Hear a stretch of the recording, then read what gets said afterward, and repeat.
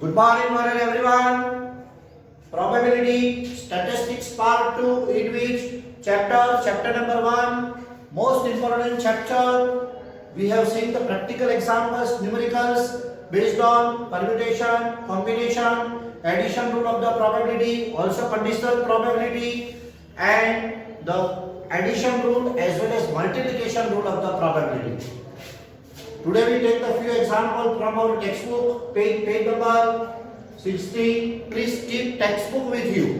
તમારી સામે ટેક્સ્ટબુક રાખો, પાઠ્યપુસ્તક હોવું જોઈએ, બરાબર? સંભાવના સહેલું ચેપ્ટર છે, અઘરું નથી. તો પેજ નંબર 60 પર વિભાગ સી નો 12મો દાખલો. આ 12મા દાખલામાં આપ્યું છે શું? What is given?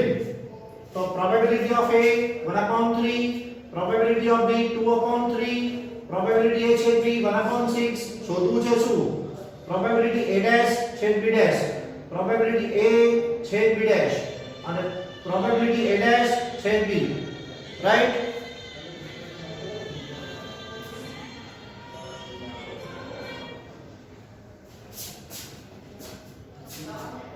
નાઉ સંભાવનાનો સરવાળાનો નિયમ કે પ્રોબેબિલિટી A યોગ B બરાબર P of A plus P of B minus P of A છેદ B. હવે આપણને જે આપ્યું છે આ 1/3 છે, આ 2/3 છે, આ 1/6 છે, કિંમત મૂકીને સાચું એટલે પ્રોબેબિલિટી A યોગ B કહેવાય. આને શેનો ઉપયોગ કહેવાય? સંભાવનાના સરવાળાનો નિયમ, એનો ઉપયોગ છે, બરાબર? તો લસા લેવું પડે. 3 અહીં 3 અહીં 6 એટલે 6 લસા, બરાબર? એટલે 3 દુ 6 એટલે 2, 3 દુ 6 એટલે 2, અહીં નીચે 6 એટલે 1, 2 કા 2, 2 દુ 4, 4 ને 2 6, 6 માંથી -1 કરો એટલે 5/6. આ કોનો સરવાળો? P of A યોગ B, A યુનિયન B, બરાબર? એના પરથી મારે આ શોધવું છે પહેલા. A ડેશ છેદ B dash, probability A dash છેદ B ડેશ. હવે ડી મોર્ગનનો નિયમ, દ મોર્ગનનો નિયમ ઉપયોગ કરીએ તો કૌંસના આ બંને પર ડેશ છે, એના માથા પર ડેશ છે, બીના માથા પર ડેશ, તો કૌંસ આખાની ડેશ જતી રહે પણ છેદનું યોગ થાય. એને દ મોર્ગનનો રૂલ કહેવાય, દ મોર્ગનનો નિયમ કહી શકાય, બરાબર? અને પ્રોબેબિલિટી A યોગ B આખાનું ડેશ તો 1 માઈનસ પ્રોબેબિલિટી ઓફ A યોગ B. પણ A યોગ B ની પ્રોબેબિલિટી તો આપણે કેટલી મળી છે? 5/6 એટલે 1 માઈનસ 5/6. એકમાંથી 5 સસ્મોસ બાદ કરશો, 1 માઈનસ 5/6 ઓપરેટ કરીએ એટલે 1/6 આન્સર આવે. Answer number 1. પણ કયો આન્સર આવ્યો? પ્રોબેબિલિટી A ડેશ છેદ B ડેશ. હવે આગળ બીજા બે માંગ્યા છે જેને તફાવત ગણ કહેવાય, તફાવત ઘટના કહેવાય. A છેદ B ડેશ અને A ડેશ છેદ B, એને એવું કહેવાય ઘટના A બને પરંતુ ઘટના B ન બને. અને શું કહેવાય? ઘટના A ન બને પરંતુ ઘટના B બને. તો જુઓ શું આવશે? A છેદ B ડેશ એટલે A માઈનસ B કહેવાય. A બને પરંતુ B ન બને. તો A યોગ B માંથી જેના માથા પર ડેશ હોય વાત કરવાનું. પ્રોબેબિલિટી A યોગ B minus probability of B. A યોગ B ની કિંમત કેટલી છે? 5/6. પ્રોબેબિલિટી B કેટલું છે? 2/3, બરાબર? અહીં લસા કેટલો આવશે? એટલે LCM લીસ્ટ કોમન મલ્ટીપ્લાયર 6 એટલે 5/6 minus 4/6. Answer will be 1/6. Answer number 2. હવે A ડેશ છેદ B એટલે B બને પરંતુ A ન બને એટલે probability of B minus A કહેવાય. B અને A નો તફાવત કહેવાય, ડિફરન્સ કહેવાય. એટલે A યોગ B માંથી જેના માથા પર ડેશ છે માઈનસ કરી નાખવાનો, minus P of A. A યોગ B નો સંભાવના કેટલી છે આપણી પાસે? 5/6 માઈનસ A પ્રોબેબિલિટી A કેટલી છે? 1/3 given, રાઈટ? હવે લસા પાછો ગયો 1/3. It is equivalent to 2/6 એટલે 5/6 minus 2/6 it become 3/6. પણ 3/6 એટલે 3 એકા 3, 3 દુ 6. Answer will be 1/2. Call this as answer number 3. એટલે પરિણામ નંબર 1, પરિણામ નંબર 2 અને પરિણામ નંબર 3. આ દાખલો વિભાગ સી માં પૂછાય કે વિભાગ ડી માં પૂછાય? either for 2 marks or 3 marks. Section C અથવા સેક્શન ડી માં પૂછાશે પરીક્ષામાં પણ. એટલે જેટલું પૂછ્યું હશે એટલા માર્ક હશે. ધારો કે આટલું પૂછાય તો મિનિમમ 3 માર્ક્સ. આટલું જે મેં લખ્યું છે એટલું પૂછ્યું હોય તો 3 માર્ક નક્કી, બરાબર? હવે એ જ સ્વાધ્યાયનો બીજો દાખલો લઈએ આપણે લાસ્ટ પર. સેક્શન સી એનો 15મો દાખલો in our textbook page number 16. શું આપ્યું છે? given that 5 times probability A equal to 3 times probability B equal to 2 times probability A યોગ B બરાબર 3 તૃતીયાંશ. પૂછ્યું છે શું? માંગ્યું છે શું? પ્રોબેબિલિટી a ડેશ યોગ b dash, probability a dash છે b, પ્રોબેબિલિટી a છે b ડેશ. બરાબર. સૌપ્રથમ 5 ટાઈમ પ્રોબેબિલિટી a બરાબર કિંમત શું આપી છે 3/2. આ 5 ક્યાં જાય? નીચે જાય છે, એમાં જાય આ રહે. બરાબર. આ બેની સાથે જતા રહીને 3 ના છેદમાં 10 થશે. એટલે પ્રોબેબિલિટી ઓફ a 3/10.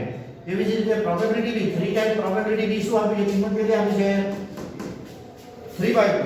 આ 3 પાછા નીચે લઈ ગઈએ છેદમાં આ રહે.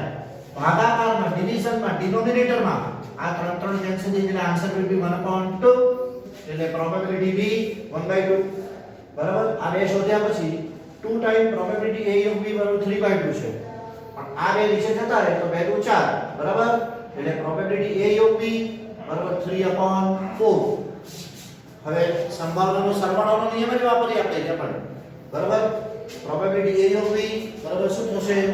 Probability a plus probability b minus probability a છેદ b. બરાબર.